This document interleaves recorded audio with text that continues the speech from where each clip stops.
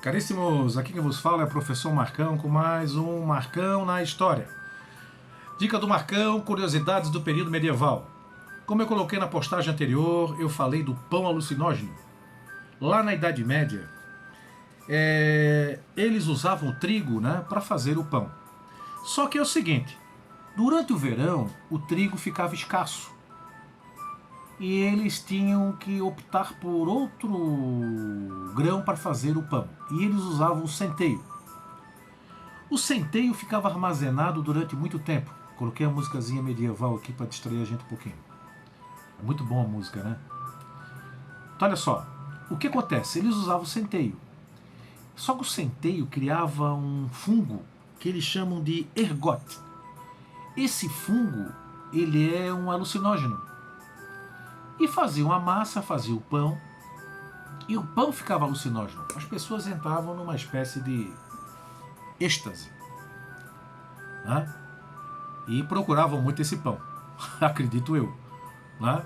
E eles não sabiam exatamente por que isso acontecia, mas na verdade era um fungo do centeio, né? Fica inclusive a massa, eu estava observando, a massa ela fica branca realmente, ficam as manchas brancas na massa, que é exatamente ali que tem um fungo.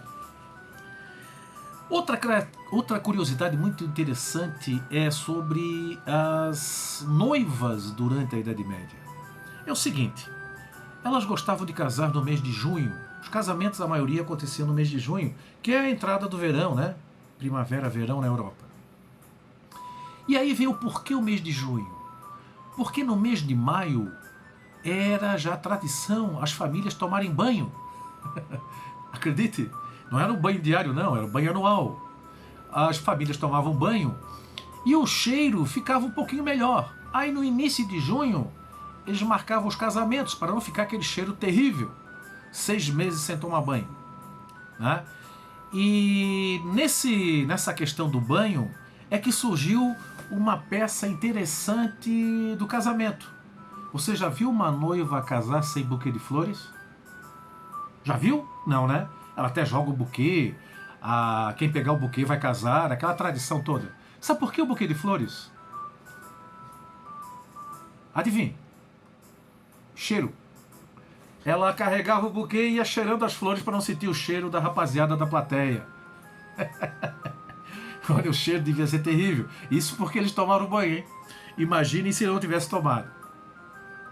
As casas daquela época eram muito rústicas, né? Dos camponeses, então, era miserável. Era feita de barro com galhos trançados, palha o teto de palha, com um buraco em cima para sair a fumaça de um fogão de pedra.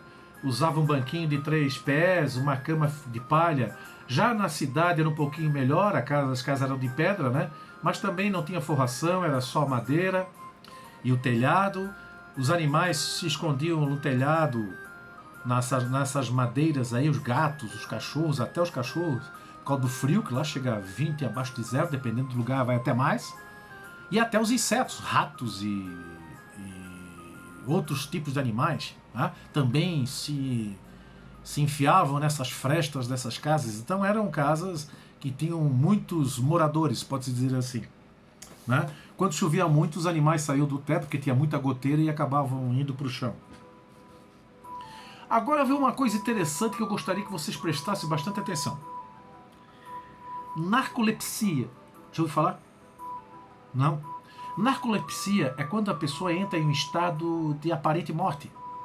Cai e fica, só que não está morta. E isso acontecia muito naquela época. Então foram feitos vários estudos para descobrir o porquê que isso acontecia. Olha só, os copos que eles usavam naquela época eram de estanho. Tomavam uísque, tomavam cerveja, tomavam vinho.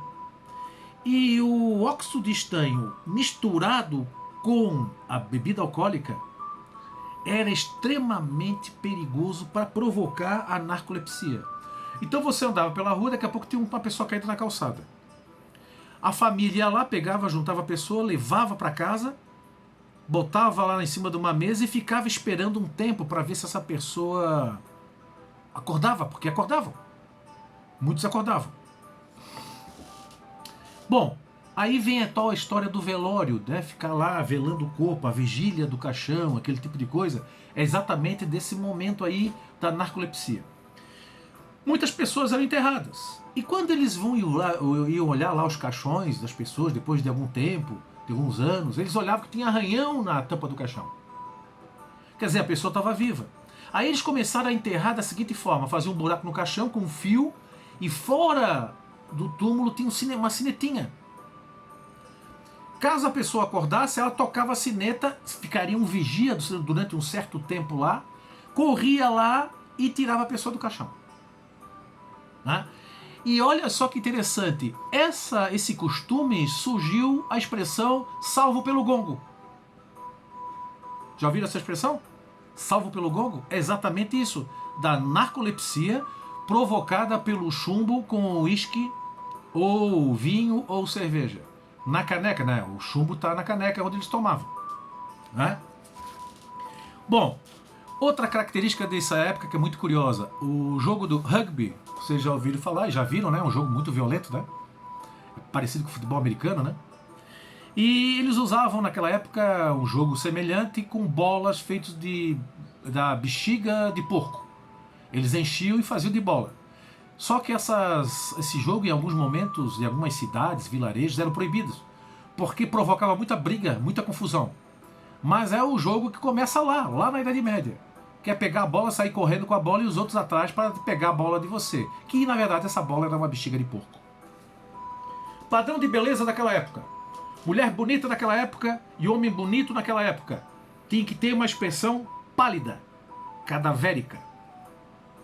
E aí vinha a tal de usava um pó para o rosto à base de chumbo. Novamente, problema de intoxicação. Acabavam morrendo por causa de envenenados pelo chumbo ou ficavam com alguma deficiência física, alguma doença exatamente pelo excesso de chumbo. Né? Na medicina usavam muito sanguessugas para melhorar a circulação, pegavam esses bichos dos rios e colocavam nas pessoas.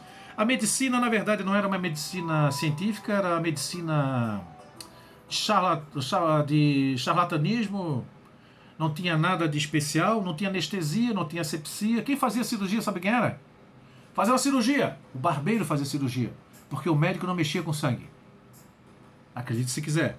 Né? E esses médicos, na verdade, como eu falei para vocês, eles diziam que tinham influências espirituais e tal. Na verdade, não conheciam nada da anatomia e não era uma medicina científica, como é hoje. As mulheres usavam como absorvente, por exemplo, musgos em volta de um pano, que era o absorvente feminino da época. E o vinho, eles tomavam muito, porque eles tinham muito medo de beber a água, porque a água não era tratada, podia dar um monte de doenças. Então, geralmente, a rapaziada estava tocada. Né? E o vinho era usado para analgésico e também antisséptico. Eles usavam o vinho para tudo. Né?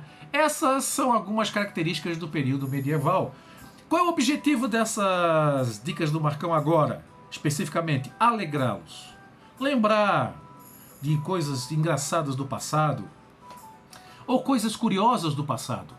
Porque nós estamos vivendo essa quarentena, isso aí vai ficar na nossa história, vocês vão lembrar desse fato. Ele vai gerar ensinamentos que nós não vamos esquecer. Tenho certeza disso. Tudo vai dar certo, tudo se renova, nada é por acaso e o Mestre Jesus está conosco. Vai dar tudo certo. Animem-se. Eu estou animado. Essa quarentena aí eu vou mandar alguns videozinhos para legá-los. De coração. Já estou com saudade dos meus aluninhos aí, dos meus alunos. Rapaziada, logo logo nós vamos nos ver. Um beijão do Marcão. Muita saudade. Um abraço forte. Tamo junto. Fui!